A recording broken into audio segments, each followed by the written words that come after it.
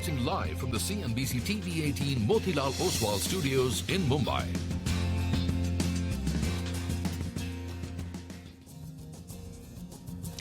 Good morning. You're with us here on a fresh new edition of Bazaar Morning Call, start of a fresh new week.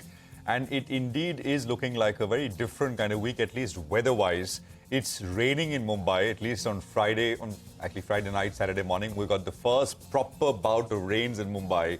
And it's not stopped since, so that's a welcome change. We're coming to you live from the CNBC TV18 Motilal Oswal studios. I'm Prashant. With me, my colleague Nigel, and Rima is here with us as well. Guys, hi, morning. Hi, good morning. And for the first time, it's rained in north of India at the same time as Mumbai. This never happens. Yeah, right? I visited North last week.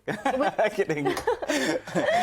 No, actually, it's really good because, we say out here in Mumbai, it's hot and it's sticky. In the north, it was terrible. The rains will be a big relief out there, so I'm happy. I got the credit from my in-laws, so I'm really happy. But typically, rains and monsoon come a good month after it hits Mumbai. I'm saying this is the first time, timing-wise, that monsoon has hit both Mumbai and Delhi at the same time. Right? So just underscores the climate change problem that perhaps we're all facing. Absolutely. Well, will the climate for the markets change a little bit for the better is the question, because it worsened a little bit. Last 2 days especially, it worsened. So let's just quickly run you through what you need to know. And I want to start with not the Nifty, but the mid-cap and small-cap part of the market. We had the first negative weekly close. Friday to Friday, markets, both small-cap and mid-cap indices, were down for the first time after 12 straight week of gains. That's how strong and uninterrupted this run higher has been on both the mid-cap and small-cap part of the market. So that's the backdrop, which was basically where we left off on Friday. Now, the backdrop from a global arena is not so positive. So you got the Nasdaq, which was down about 1% on Friday. The S&P was down 0.75%. Nasdaq and S&P have had their own records broken. So the Nasdaq has snapped its 8-week winning streak. The S&P has snapped its 5-week winning streak. Right. So again, they're also after uninterrupted non-stop run, things are stalling a little bit. This is a stunning statistic. Now, and this is something which we've been highlighting for the last one and a half months. S&P is made up of 500 stocks, but if you take just 493 stocks, S&P 493 stocks, and look at an index made up of those 493 stocks, it is flat in 2023 so far. The other 7 stocks, which are all the mega cap tech stocks, Amazon, Microsoft, Meta, etc., they are up 55% this year. So that's how stunning the divergence really has been. And that's how narrow it has been, the narrow ever, I think, out there in the US. And that's the reason why opinion is very, very divided, whether this will broaden out or, the market in the US needs to give up some gains and come off. We will hear from global central bankers. There's the ECB forum, which runs through today and tomorrow. Global central banks, the FOMC is also represented there. So I think you'll, over today and tomorrow, hear some noise.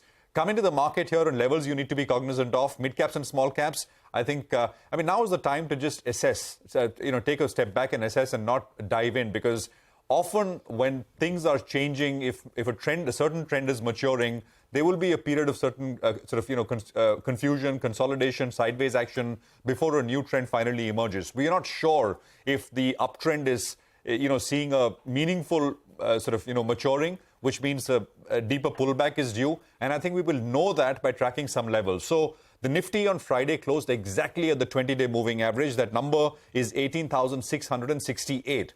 We closed at 18,665. That's how close it was. So we need a decisive close under the 20-day moving average to say that, the uptrend is maturing and maybe we get a bit of a deeper pullback.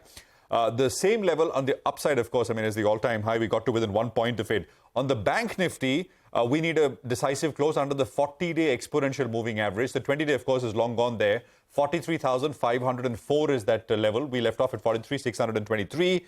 On the way up for the bank Nifty, nearby level to watch out for is 44,042. That is a recent high, after which the market actually came off a little bit. So, just some levels. But as I said, sit back, assess. The SGX is indicating an absolutely flat kind of start. And we'll take it from there. Rima. It's a fairly calm start, considering the news flow over the weekend, the Russian rebellion, extraordinary, unprecedented. So the only impact that we've seen right now is in the energy markets. The equity markets are not seeing any great impact, but crude prices have inched up marginally. Also, bear in mind that last week, crude prices had seen a slump of nearly 4%, but we are seeing Brent inching towards $75 per barrel. When it comes to the Asian markets this morning, as I said, broadly calm. China and Taiwan are reopening today after a 2-session break.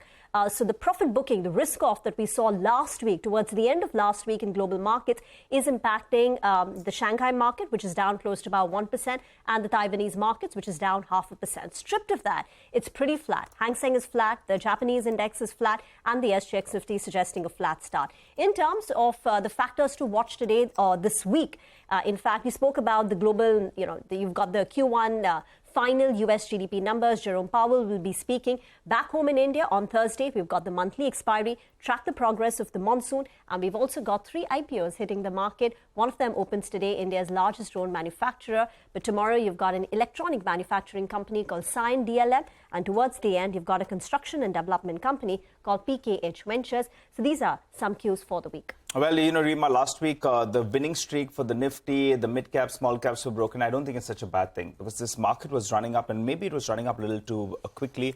And also, there was some signs of frothiness in the broader market. So, near-term pullback, well, that was pretty much okay. But in the near-term trend will be determined today. You'll get a sense whether or not we are still going to be going to those all-time highs, or maybe, in fact, the second option is maybe we pull back and then move to those all-time highs. So that near-term trend will be determined today. Last couple of sessions have been quite disappointing. We've come off around 90 to around 100 points in the last 2 sessions. We've ended closer to the low point of the day. So it's been a little bit disappointing. Now, crude on a week-to-week basis, well, it's still lower, so that's okay. It's popped up a little bit from the lows, but it's still lower, sub that $75 per barrel mark. And also we have monsoons that are picking up, which is obviously a good sign. It appears that Russian situation out there is pretty much under control from blowing up, is what the street was a little bit fearful on Friday night. Now, the FIs, well, they continue to remain net long on the index. And the option side, you're not getting any big data points, both on the index options, on the buy side, as well as on the sell side. Though, in terms of writing, they wrote more calls than puts.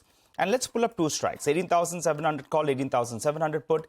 18,700 call, by the way, is getting written very, very aggressively. Close to around 65 lakh shares getting added there. So plugging in the numbers, going with the premium out there. On the downside, 18,625. That's the range for today on the downside. And on the upside, 18,783. If we break the lower end of the range, then maybe we slip to around the 50 DMA. So we'll have to keep an eye out on that mark. The positive on Friday, though, was though the Nifty ended closer to the low point of the day, the Nifty Bank took support and it ended above the 50 DMA in Friday's trading session. So that's the broad range that you're looking at for the Nifty Bank. SGX Nifty suggesting a more or less flattish start.